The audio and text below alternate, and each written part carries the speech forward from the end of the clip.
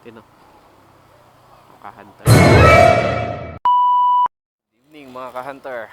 Lalabas na lang tayong gabi. Hanggang umaga. Lalabas tayo dito sa Dark Continent. Pero bago yon, dahil hindi tayo kumain sa bahay, kakain tayo doon sa ating restaurant. Doon tayo kakain ng ating pagkain. Kagabi hindi tayo nakapag-vlog dahil nasira ang ating mood. Nasira ang ating mood ng ating motor. Sumabog ang kanyang isang sapatos, kaya pinagawa natin kanina. Umorder pa tayo ng isa pa, pero hindi pa dumadating. Sana dumating bukas para maikabit na natin kaagad ng hunter, no? Kain muna tayo dito sa pinakainan natin. Let's go! Kain tayo mga ka-hunter! Eh?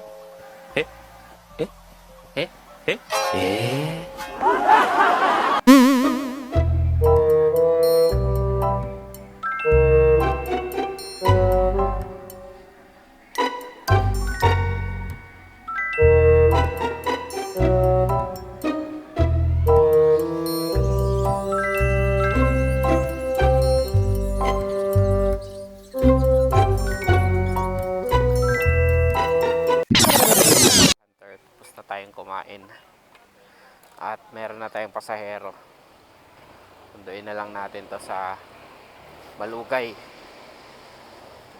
passenger seat. Nakakalabas na tayo dito sa Dark Continent. 1.7 kilometers yung pick up natin, no? Panibagong buhay, panibagong araw. Traffic pa rin. Last 10 na. Grabe na yan, mekos na yan. Umiwas tayo sa traffic, pero yung traffic ayaw umiwas sa atin. Thank you. Singit na tayo dito. Buti na lang motor tayo, no? Sakto yung labas natin. Labasan din ng mga truck. Kaya traffic pa rin. Labas na yung mga higanteng truck. Tana natin yung pasahero natin, mga ka-hunter. Installation set. Good morning, ma'am.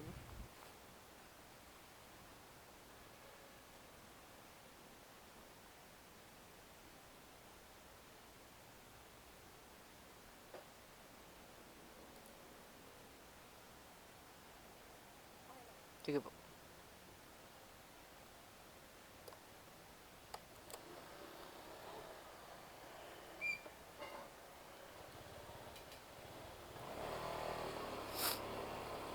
Let's go mga ka-hunter. Hatid na natin ang ating passenger.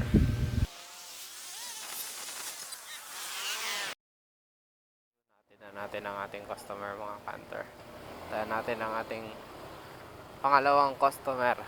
Nasakay na natin yung customer natin, mga ka-hunter, no? Ihahatid na natin ito ng mabilisan doon sa kanyang patutunguhan. Let's go!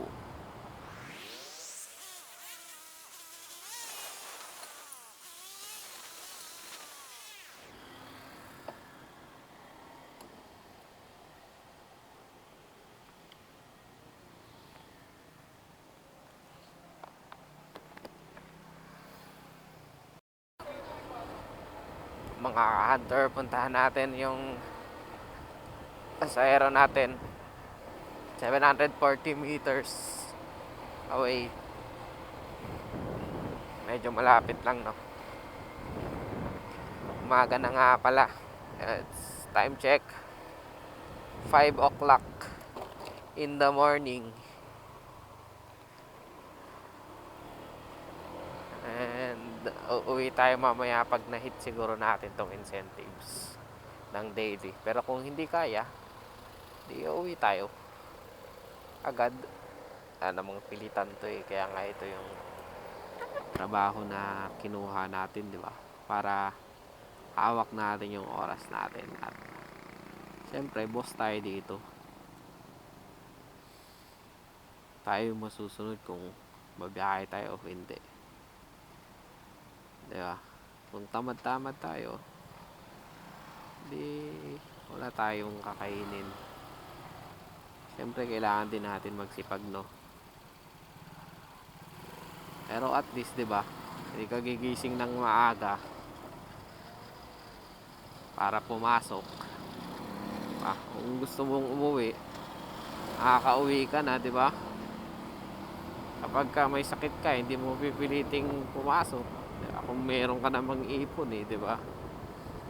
Kaya habang malakas ka, hanggat kaya mo, bumiyahe lang ng bumiyahe. Pero hindi naman porket bumiyahe ng bumiyahe, aabusuhin mo na yung katawan mo. Siyempre, pag kaya lang, pagka hindi na kaya, huwag pilitin, di ba? Nating abusuhin yung katawan natin. Kasi ito lang yung puhunan natin. Puhunan natin sa buhay. Ngayon, kaya pa natin, biyahe pa. Maya, pagka nakaramdam ng antok or hindi na kaya, diba? Uwi na tayo. Huwag natin pilitin. Bukas naman or mamayang gabi naman. Diba? Dito yung pipick upin natin, no? Hunter.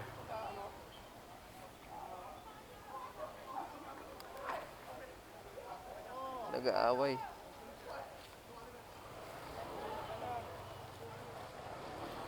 Tayo pag-pick up, no? Nag-aaway dito, ah.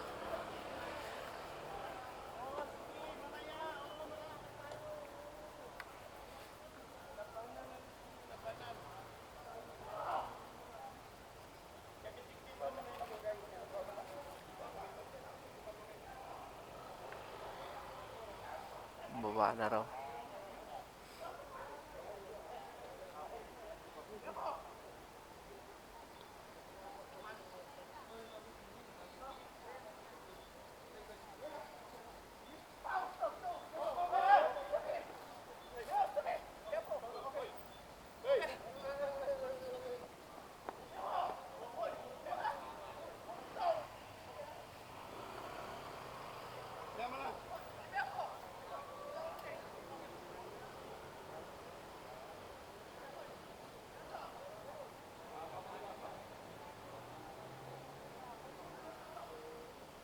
Nag-aaway, no?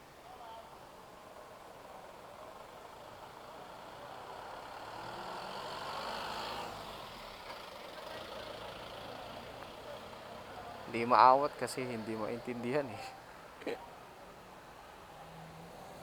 Si Ma'am Sasa. Sana yun, pasayro tayo pala.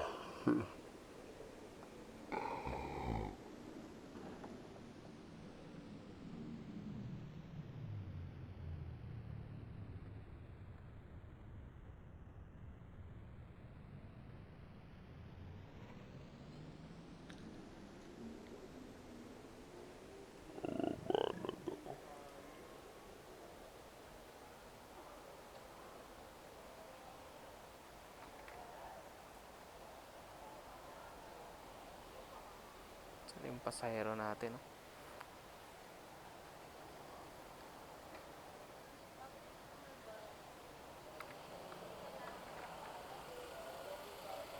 Mito Club.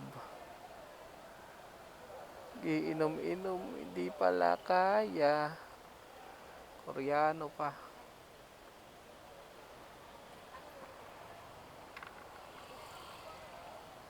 Ito yata. Ito. Sasa po. Opo. Sasa.